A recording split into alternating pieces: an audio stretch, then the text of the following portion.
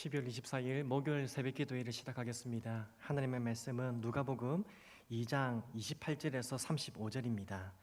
누가복음 2장 28절에서 35절까지 말씀 함께 봉독하겠습니다. 시므온이 아기를 안고 하나님을 찬송하여 이르되 주제여 이제는 말씀하신 대로 종을 평안히 놓아 주시는도다. 내 눈이 주의 구원을 보았사오니 이는 만민 앞에 예비하신 것이요 이방을 비추는 빛이요 주의 백성 이스라엘의 영광이니이다 하니 그의 부모가 그에 대한 말들을 놀랍게 여기더라. 시므온이 그들에게 축복하고 그의 어머니 마리아에게 말하여 이르되 보라 이는 이스라엘 중 많은 사람을 패하거나 흥하게 하며 비방을 받는 표적이 되기 위하여 세움을 받았고 또 칼이 내 마음을 찌르다 하리니 이는 여러 사람의 마음의 생각을 드러내려 함이니라 하더라. 아멘. 사랑하는 사람이 태어나면 축하 노래를 부릅니다. 예수님께서 탄생하셨을 때에도 단순한 노래를 넘어서 예수님은 경배와 찬양을 받으셨습니다. 동방의 별을 보고 찾아온 동방 박사들이 예수님을 경배하였고요. 천사들과 목자들은 예수님을 찬양하였습니다. 오늘 본문에서 등장하는 이 시므온도 아기 예수님을 보고 예수님을 찬양합니다. 그런데 그 찬양에는 엄청난 메시지가 담겨 있습니다. 예수님이 누구신지, 무슨 일을 행하시는 분이신지 그것을 확인시켜주고 있는 것입니다. 먼저 앞선 25절 보시면요, 시므온이 어떤 사람인지를 설명하고 있습니다. 25절에 예루살렘에 시몬이라 하는 사람이 있으니 이 사람은 의롭고 경건하여 이스라엘의 위로를 기다리는 자라. 주목할 것은 시몬이 이스라엘의 위로를 기다렸다는 겁니다. 그 말은 고통 가운데 있는 이스라엘이 위로받기를 간절히 소망했다는 겁니다. 어떻게 위로받기를 바랬다는 것입니까? 메시아의 탄생을 통해서, 구원자를 통해서 이스라엘이 구원을 얻기를 소망했다는 것입니다. 사실 이 일에 대해서 시몬은 일찍이 성령의 지시함을 받았습니다. 이제 앞선 26절을 보시면 그가 주의 그리스도를 보기 전에는 죽지 아니하리라는 성령의 지시를 받았다고 말씀하고 있습니다. 그래서 시몬은 민족과 나라의 아픔을, 그 고통을 품고 기도하면서 메시아를 기다렸다는 겁니다. 그런데 한 날 성령의 감동을 받은 이 시몬이 또 기도하기 위해서 성전으로 들어갔습니다. 그리고 그때 그곳에서 이제 아기 예수님을 보게 되었습니다. 성령으로 충만했던 이 시몬은 아기 예수님을 보고 그가 메시아인 줄 한눈에 알아봤습니다. 그래서 아기 예수님을 안고 하나님께 찬송을 드리는 것입니다. 하나님께서 약속하신 그 말씀이 성취된 것을 보면서 감격에 벅차서 하나님을 찬송하는 것입니다. 그 찬송의 내용을 보십시오. 오늘 본문 이제 30절과 30절부터 보십시오. 내 눈이 주의 구원을 보았사오니 31절에 이는 만민 앞에 예배하신 것이요 32절에 이방을 비추는 빛이요 주의 백성 이스라엘의 영광이니이다 하니 아멘. 오늘 이 시몬의 찬송은 찬송하는 이 메시아의 구원, 그것은 이스라엘만의 구원이 아닙니다. 이는 만민 앞에 예배하신 것이다.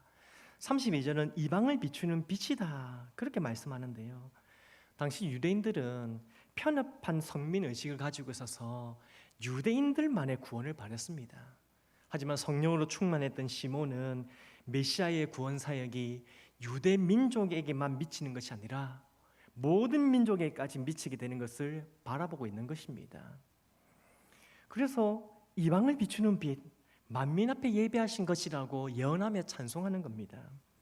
사실 이방인에게까지 미치는 이 구원 사역은 누가복음과 이 사도행전을 기록한 누가가 전하는 핵심 메시지입니다. 누가는 오늘 이 시몬의 찬양을 통해서 열방까지도 구원하실 메시아의 사역을 소개하고 있는 것입니다. 그런데 예수님의 구원 사역은 모든 사람을 초대하지만 모든 사람이 자동적으로 구원을 얻게 되는 것은 아닙니다. 34절을 보십시오. 시몬이 그들에게 축복하고 그의 어머니 마리아에게 말하여 이르되 보라, 이는 이스라엘 중 많은 사람을 패하거나 흥하게 하며 비방을 받는 표적이 되기 위하여 세움을 받았고. 아멘. 예수님이 먼저 이 비방을 받는 표적이 된다고 하시는데 그것은 예수님이 당하실 고난을 의미하는 겁니다. 실제로 예수님이 사역을 시작하였을 때 많은 유대인들이 반대했습니다. 심지어 예수님을 죽이고자 했습니다. 그리고 마침내 예수님을 십자가에 못 박혀 죽었습니다. 그래서 35절에서 시몬은 이 마리아에게 칼이 내 마음을 찌르듯 하리라, 즉 예수님이 고난 당하심으로 마리아가 고통받게 될 것을 예언하고 있는 것입니다. 분명 예수님은 비방을 받으시고 고난을 당하셨습니다. 하지만 그것으로 끝난 것이 아닙니다. 예수님은 예정하신 대로 고난을 당하셨지만 예수님을 어떻게 대하느냐에 따라서 우리가 얻게 되는 결과는 완전히 달라지게 되는 것입니다. 즉 예수님께서 이 땅에 구세주로 오셨음에도 예수님을 받아들이지 않는 자들은 결국 비참하게 무너지고 패하게 된다는 겁니다. 반대로 자신의 죄를 인정하는 자, 그래서 비참한 상태에 있다고 여기는 그런 자들은, 그러면서도 예수님을 구주로 받아들이는 그런 사람들은 속죄의 은혜를 입고 일어서게 될 것이라고 오늘 말씀하고 있는 것입니다. 그렇습니다. 사랑하는 성도 여러분, 예수님께서 탄생하신 성탄절은 모든 인류에게 복음입니다. 예수님은 우리와 상관없는 서양 종교의 신이 아닙니다. 창조주 하나님께서 열방을 부르시고 열방을 구원하기 위해서 보내주신 우리 모두의 구원자이십니다. 지금도 자신의 죄를 인정하고 예수님을 나의 구원자로 받아들이는 사람들은 살아나고 일어서고 하나님 주시는 이 구원과 복을 얻게 되는 줄 믿습니다. 그래서 우리는 성탄절을 기뻐하는 겁니다.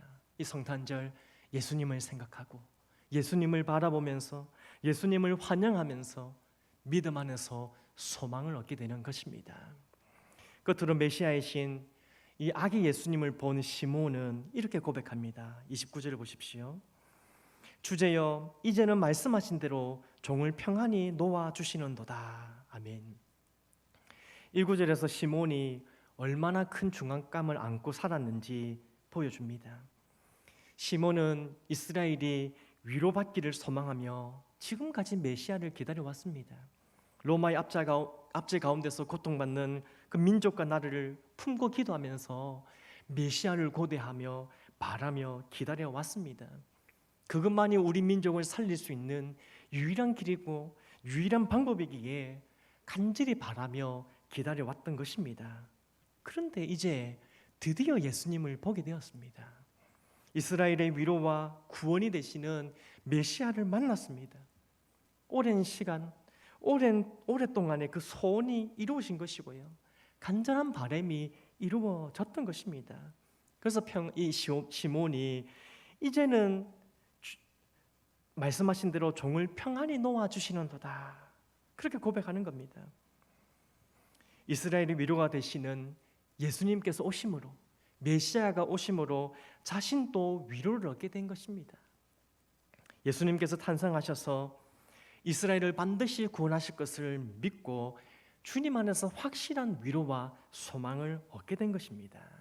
그렇습니다. 시몬은 이스라엘의 위로를 기다리는 동안 엄청난 부담감을 안고 살았지만 그것이 이스라엘의 위로를 기다리며 기도하고 기다리고 그렇게 살아가는 것이 그의 소명이었고 그의 소원이었던 것입니다.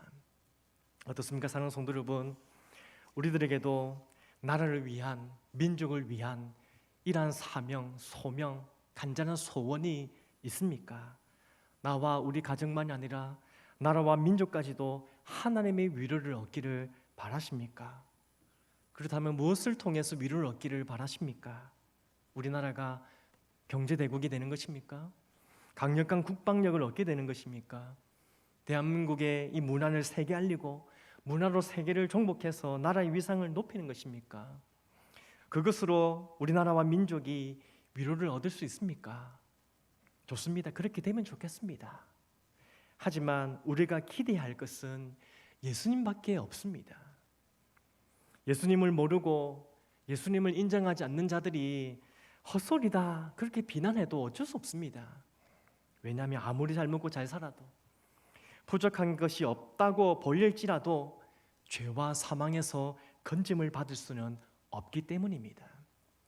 따라서 인류의 죄와 사망의 문제를 해결하고 우리 인생의 문제를 완전히 해결할 수 있는 유일한 방법은 오직 예수님만이 우리의 유일하고 확실한 위로와 소망이 되는 줄 믿습니다. 시몬이 기다렸던 메시아는 이미 오셨습니다. 이스라엘의 위로, 온 세상의 위로가 되시는 예수님은 이미 지금 우리 가운데 계십니다. 바라기는 성탄절에 이방의 빛으로 오신 예수님으로 인해서 우리 모두에게 하나님의 위로가 가득하기를 간절히 소망합니다. 그리고 우리가 누리고 있는 이 성탄절의 은혜가 아직도 믿지 않는 가정이 있다면, 아직도 믿지 않는 이웃이 있다면, 그리고 이 나라와 민족에게도 흘러넘칠 수 있기를 간절히 소망합니다. 그래서 우리의 위로가 되신 주님께 우리의 가정의 위로가 되시고 우리 나라와 민족의 위로가 되시는 하나님께 감격에 찬 찬송을 올려드리는 우리 모두가 되기를 간절히 소망합니다. 오늘 주신 말씀을 기억하면서 또 몇 가지 기도 제목으로 기도하기로 합니다. 성탄절을 맞이하면서 예수님으로 인하여 우리 가정에 또 대한민국에 하나님의 위로가 또 구원이 가득하게 해달라고 우리 기도하면 좋겠습니다. 그리고 이방을 비추는 빛이시고 온 세상에 구주로 오신 예수님의 은혜가 우리 믿지 않는 가족들에게도 흘려지고요. 그 다음에 열방에도 모든 민족이 함께 예수님 믿고 구원받는 그 위로를 얻을 수 있게 해달라고 우리 나라를 위해서도 기도하시고 우리 열방의 구원을 위해서도 오늘 이 성탄을 기억하면서 메시지를 기억하면서 기도하면 좋겠습니다. 담임 목사님에게 성령의 충만한 은혜를 주시고 영육간의 강건함 주셔서 목회 사역, 설교 사역 감당하며 부족함 없도록 은혜가 충만하고 우리 교회에 흘러넘치게 해달라고 기도해 주십시오.